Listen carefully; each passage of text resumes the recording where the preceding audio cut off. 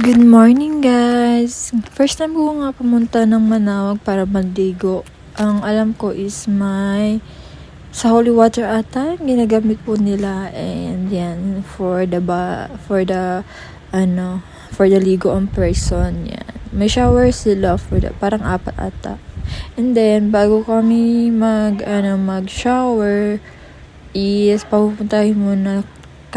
pinapunta muna kami sa kandila. Actually, 3 kandila yan for the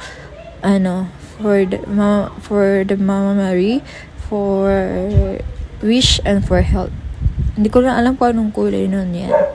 Tapos ang ganda ng place, yan. Sabi nila bukal daw to. Yan.